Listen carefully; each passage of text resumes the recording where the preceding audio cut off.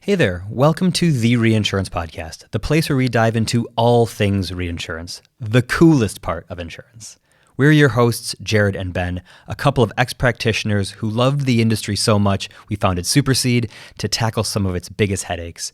And we're here to share our insights and stories with expert guests as we uncover what's really going on in the industry. Welcome back, everybody. Special one today. The news. The news, we're back. I know, after a much complained about hiatus. I'd say hiatus, but as an American, I have no idea how words are pronounced. I also don't know the etymology of hiatus. Yeah, we've been busy, so we've sort of gone away and said, people have the internet, they have the news. False. Apparently you not. guys are saying, tell us what's going on in the industry. They've said they've been in a cave without us shining light on the important things to talk about each month. They have no idea what's happening in the market. They just wander into the city, confused. And You know what it is, Joe. It's because of fake news. It is. And in the world of fake news, we are their only trusted voice. We shine the light on the things you should care about. Yeah. Literally nothing we say, anything we don't say, doesn't matter to you. This is the important news. Like it. Yeah. Off we go. Should we rebrand? Instead of Supercede, we can be like Truthcede. Exactly. Truth Social, the Reinsurance edition. All right. So into the news. End of summer. So the August sort of news wrap up. A bunch of stuff happening. So we'll kick off with the big four reinsurers. Who are the big four? Who are the big four? Is this now contestable? This is now the thing that excited you the most. Ben is one of the people in the industry who is read the financial results of all the major I'm not alone. Reinsurers. There are two of us. Yeah, exactly. Both in our friend group, both in our WhatsApp group. You know who you are, other podcast guest. Indeed. Europe's big four reinsurers reaffirm FY profitability targets, but recognizing revenue growth is waning. The big four, though, has changed. Well, what's I guess interesting is that the big four, according to IFRS 17, are still the big four. Yeah. But Swiss Re are number one now, above Munich Re, which is only very on exciting. the IRFS 17 structure, though. But then it's funny because it's sort of a competition to see which ones you exclude from which list, right? So if you look at, so Ren Re is a really interesting one here, and Everest Re, I guess, between the two of those, because they've got a claim on non-IFRS 17 reporting to be like the first and second largest in the world. If you exclude RGA, which is all life mainly, and then Lloyd's, which doesn't count, and they're like it's like lots of companies stuck together, and Berkshire Hathaway, which are you counting things that aren't really reinsurance? So maybe we're thinking about it all wrong. Maybe Everest and Ren Re and Arch are the largest reinsurers in the world. I can see them making a claim of like IFRS 17 doesn't even matter. Exactly. But no, it's exciting. It's always exciting to see changes in the order of the reinsurers because suggests maybe we'll see a broker shift at some point. But you did say that I read a lot of the details, and probably one of the main details that I find interesting is that whilst Swiss Re, for example, are now the biggest in terms of the amount of premium they bring in and so on, their assets pale in comparison to Munich Re, very sizably. So it's interesting to see, I guess, the leverage commanded on those assets and like the extent to which how much Munich Re is willing to write or able to write relative to the pile of cash it holds versus Swiss Re. I mean, you could look at it in one as prudence and the other as efficiency, I suppose. But always interesting to dig into that. But it's the news; it's a short one. So but it's interesting. I will touch on this though. Like in all the major, so Munich, Hanover, Swiss, and SCOR all have improved combined ratios. So the sort of margins and stuff are growing, but the overall profitability or revenue growth is sort of waning a bit there. But we continue on because it's the news. Good times for reinsurers, in short. Yeah, well, and it's an interesting one. So you lead into like it's good time. Yes, but softening-ish, right? So the dedicated reinsurance capital continuing to hit records. So just under 650 billion by AM Best and Guy Carpenter here. So you're seeing a continued climb in the overall capital for this space. 2024, 607, 2025 predicted 650. Yeah, and pretty balanced between traditional and alternative in terms of the growth? The growth being consistent, Yeah. a Like sort of proportional growth on each. It's not one sort of racing up while the other declines. Very much, there's just more capital interested in. So it's in being continuing deployed to lean in here, which is sort of driving that. And then you have this report from Munich Re talking about the property cat isn't approaching a pain point quite yet. There is no soft market. And I think this is the kind of the position the reinsurers are holding in advance of Monte Carlo is this isn't a soft market. There's pockets of softening. The capacity is growing, but like we're not quite at this soft market position yet. And we talk in very general terms about like soft, but it's always different per each client, isn't it? Every client's different. And I think remembering some of the commentary, I think that was from the Hanover guys, some of the rate reductions that they've seen in property cat have been double digit, where most rate reductions have been single digit, and still they say, but they remain attractive to us. So the rate adequacy is seen as good, especially buoyed up by terms and conditions and attachment points that they're comfortable with. So yeah.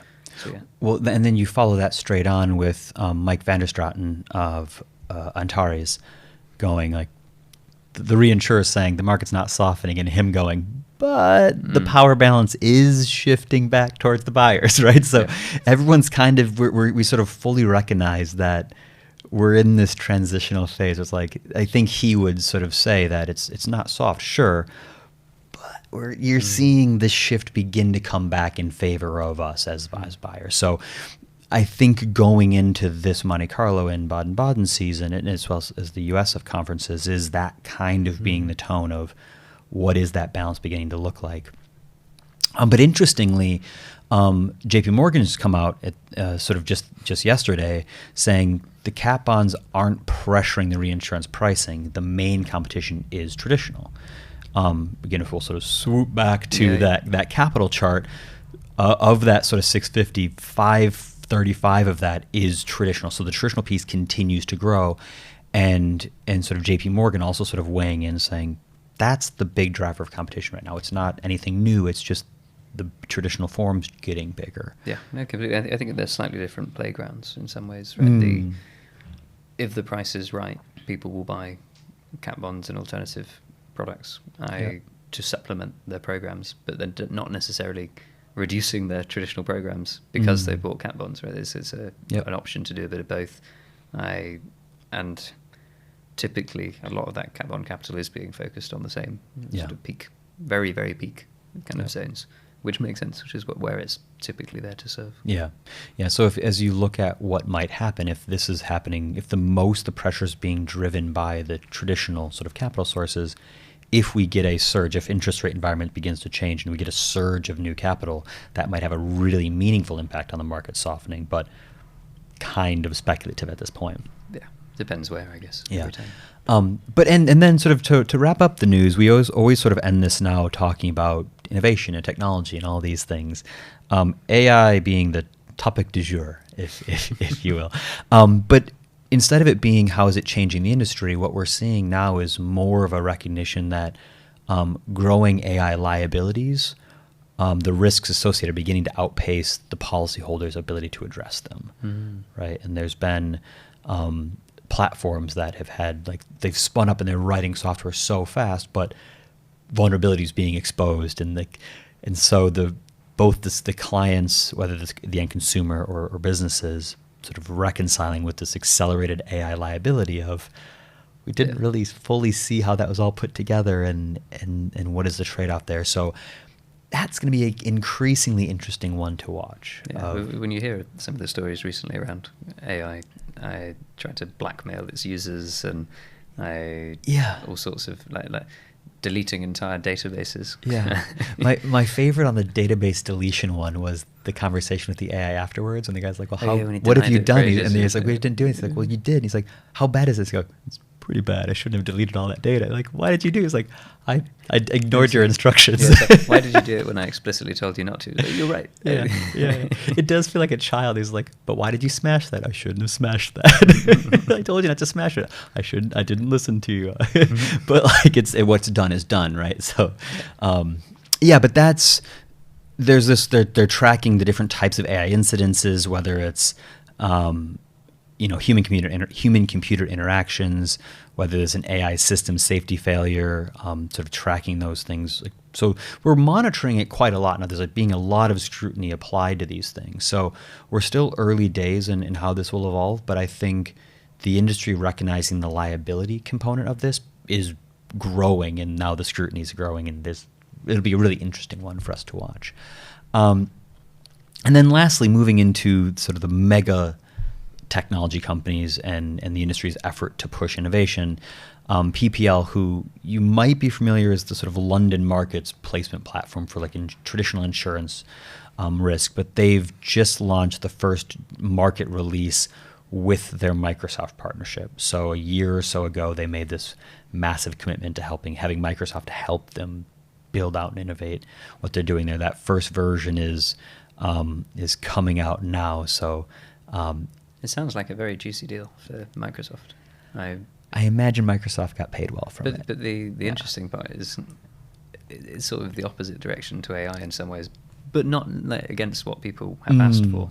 In that I think from what it said it did, it was very much integrations with Outlook and stuff, and Microsoft Teams. And Microsoft Teams. Yeah. So being able to, join up your placing with your inbox. Yeah. That makes sense. Sensible. Yeah. If they could make that work, that seems... Well, and I think it works really nicely when you think about London market specialty business. Yeah. Here's the email with some documentation attached for this kind of risk, and it's sort of like this sort of rapid fire, tough to place stuff from the United States or elsewhere that says help me with that, and it kind of helps you sort of organize and put that onto a thing, and the markets can all see it, and that all seems really well aligned. Different in much larger, more complex structures, but there's certainly a version of that feels like it would work super smoothly. Would love to hear from listeners around how that's going, what they see from that. Is it delivering them the dreams that they hoped? TBC. Yeah, definitely. But we'll report back. But that's the news. You can come out of your cave now. Hopefully you feel enlightened and empowered to talk freely about what's happening in the market with your colleagues. Excellent. And hopefully we'll have more news to come soon. There seems to be lots of M&A murmurs going on in the market at the moment, so we'll report back on some of those that have been discussed. New entrants, M&A. There's a lot of percolation in the market, I think, which is going to make it for an interesting end of the year. And of course, don't miss, we'll be podcasting live from the Monte Carlo Rendezvous. And when I say live, I mean probably with a short delay. Yeah. So kind of live. But you'll get the juicy gossip. And will it be land-based podcasting? Or boat-based podcasting? Land-based podcasting. Don't be silly. This is the Reinsurance podcast. We only podcast from boats. From super yachts. From super yachts. Exactly. So we have a new yacht this year as well. Oh! We have a new yacht, we've just been told. There's by a a member of our live studio audience. Yeah. A.k.a. Cordy. Yeah. Yeah. Oh, very exciting. Very exciting. So those of you who are not yet lined up to have the speaking slot, if you do want to... Don't we have any more left? You missed your chance. Unless you are willing to sort of fight your way into the schedule. Yeah. We can be bribed. And on that bombshell, it's time to end. Thanks, everybody. Thanks for tuning in to the Reinsurance Podcast. If you enjoyed our show, don't forget to subscribe wherever you get your podcasts and leave us a review to let us know how we're doing, preferably 5 stars. For more insights and updates, follow us on LinkedIn and visit our website at supercede.com/podcasts. You'll find the links in the show notes.